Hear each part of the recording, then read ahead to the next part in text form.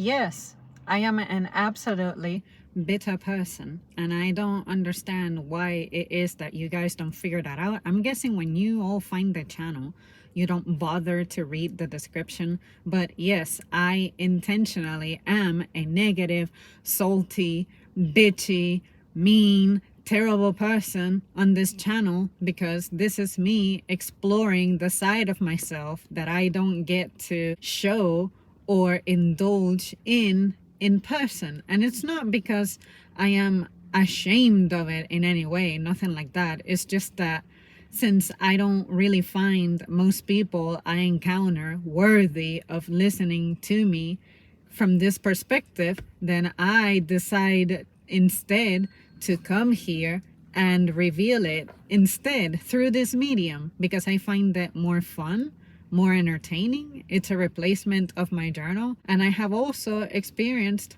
the reward that I don't get in person, which is once every 5 or so years, I will meet somebody here who I can absolutely say, you get it. You get what I'm saying. You get what I'm trying to do. You get my sense of humor. And if you guys wonder how it is that I can be so chill and peaceful about it, is because, again, I have accepted it. I have known that I'm a moody bastard since I was like 11 years old.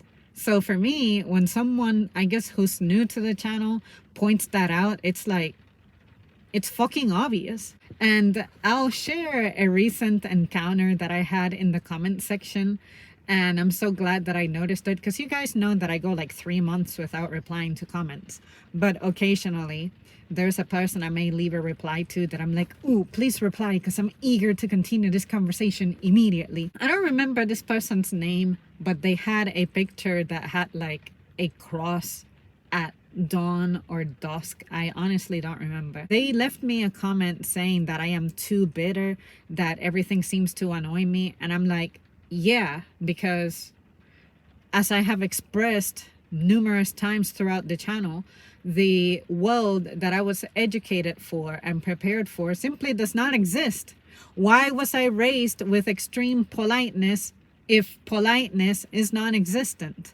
Why was I raised with extreme female ladylike protocol if masculinity doesn't exist to complement it nowadays? That's another example. That's another video topic that I guess I should describe. Like the men that I remember from me being a kid who my mom interacted with are not in this society anymore. They're not in my social circle anymore. I really do not know what it is that makes a man anymore because y'all don't tend to go out of your way to be very masculine. And I know that you guys hate it when women talk about stuff like that about guys, but I promise you that when I get around to my topic, it'll make sense. Unless you're like a vintage guy, someone from like maybe the 70s and way back, it is rare to find someone who is legit gentlemanly in the same manner that it is difficult, near impossible, to find somebody who's ladylike. And because I was raised with that extreme protocol of how to be a lady, and I see females around me making it a priority to not be a traditional lady kind of thing, where the fuck do I belong? How would you feel? The best thing I can compare this to is when you are on a 45-mile-per-hour zone and you see someone going fucking 20. That shit pisses you off, doesn't it? You're like, fuck, why are we going 20 when this road is designed for you to go faster? And why am I having to push my brakes so much? That type of thing. So with me, mentally, emotionally, psychologically, that's where I'm at. Like, fuck, when will I have someone who challenges my capacity, who challenges my presence here in society? And that's why I developed my antisocial behavior, because I'm not impressed. Ultimately, I remember saying to this person something like minimal standards of things like being civil and being courteous that was inculcated onto me, that I prepared for when I grew up and shit. That's just not here. For me, what bothers me is that I understand why those things existed, Those things help maintain order and peace, and a smooth flow for things is ensured.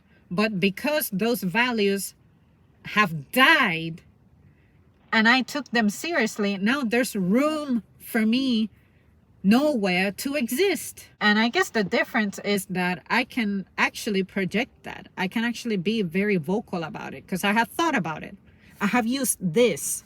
And that's something that a lot of people run away from. So I'm not sure if this was the person who left me a dumb comment that I said something like, you should consider going out more often. But I know that there was somebody else saying something that, yes, it annoyed me because I'm like, you just don't get it. And that makes me sad. But at the same time, I cannot be too upset at people who don't get it, because maybe you have never ran into someone who actually expresses things like this. And this is something that I used to feel a lot of shame about for the longest time. And now I'm happy that as an adult, the older I get, I'm like more honest than I already been. I used to be timid about sharing this type of stuff. It's not that I stopped being honest. It's more about I felt such immense shame and I didn't want to be that person associated with being negative and stuff, that I guess I just got scared about the responses I would get. But then the moment I started meeting people who legit can cry with me, I thought, okay, you get it. Now I don't feel alone in this world. Because like I have said before, I am never going to change how I actually am and feel and think just to keep you comfortable. No! I am deliberately sharing the more negative things and annoying things about my day more than positive stories. Of course, I have positive stories in my day, and sometimes I may feel like talking about it, but I would rather talk about the foundation of this channel that inspired me, which was that I'm angry, bitter, salty, bitchy, and stuff. And in person, I really don't feel like I have somebody I can have this level of anger intimacy with. For me, it's always fun to share this type of thing. To sum it all up, if you're still watching this video up to this length, it's about to be 10 minutes now. I haven't had much fun as an adult. I haven't had much fun in my relationships. Let it be romantic ones, friendly ones, familial ones. I don't love my job. When I was new to my job, I used to like it, but then I fell for the trap that everybody warned me about, which is, oh, everybody says that they like this place when they're new, but give it a few months. It took me about three or 4 years to start feeling it, and it was because at the time, this is when I was discovering this about myself and being more open with it. The personalities I was surrounded by simply were not compatible with mine for the reasons I just described, which is the way that I was raised simply is not compatible with what happens around here. And I'm in pain all the time, physically. Like, there's stuff going on in my head, there's stuff going on in my back, there's stuff going on in my feet, there's stuff going on with my ovaries, there's stuff going on with my knees. I'm in pain. I don't know about you, but even animals, when they're in pain, they tend to have an attitude problem. I, as an animal, which humans like to forget that we're animals at the core, feel the same way. I'm in pain. Pain makes me miserable. Pain makes me bitter. And then the squad that I would rather hang out with, like the people who I feel, ooh, I like you, we're tight, we have great discussions, great conversations, they don't live close by. We all dispersed when we grew up. And that's fine, because you have to go do whatever you need to do, whatever your pursuit is, and make it work. And I had to do the same.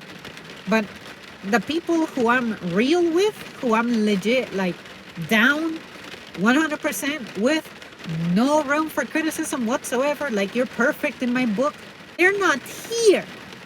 That's tough. Imagine a life in which you know nothing or nobody that you actually relate to. That's what it feels like for me. I don't get to cook healthy anymore because I don't have time, because I have a trash schedule, because I have to work if I want to eat.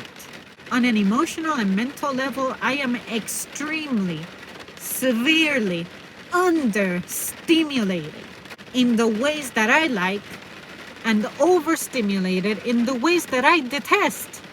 So the things that y'all see me bitching and moaning about, that I share stories about here, that is overstimulation because it happens often. And then the things that are cool and fun and nice and sweet, I don't get to indulge in often, and I'm understimulated at that, and it simply does not happen. And I am not embarrassed to express that that is the truth that I'm living. That's the reality that I'm living. I'm not going to pretend that it isn't. There is such thing as toxic positivity. I'm not one of those people. Now, there is toxic negativity as well, but at least I have that pretty balanced, because it's not like, oh my God, I can find nothing cool or exciting about my day. And you guys know that there's occasionally the moment when I can bring a different kind of topic to the channel, and it may revolve around clothes, it may revolve around the hobby, and I still enjoy to be critical. Oh, somebody still... I gotta get in touch with this person real quick. That was actually a businessy kind of message. The whole point of what I'm doing here when I express myself in this way is that I am confident about my thoughts. Confident enough that I have thought about this through enough to where if you were to confront me about it, I can express it exactly as you're hearing it right now. I'm not stuttering like I usually do because I'm all fired up and riled up. I feel that my focus is even more heightened than it naturally is. And I guess because I have deliberately put up boundaries and extremely high walls to climb, it just makes it easy for me to sharpen the way I perceive things. That's why I'm extremely super uber critical, because that is what I have exercised the most. That is the talent that I have specialized at.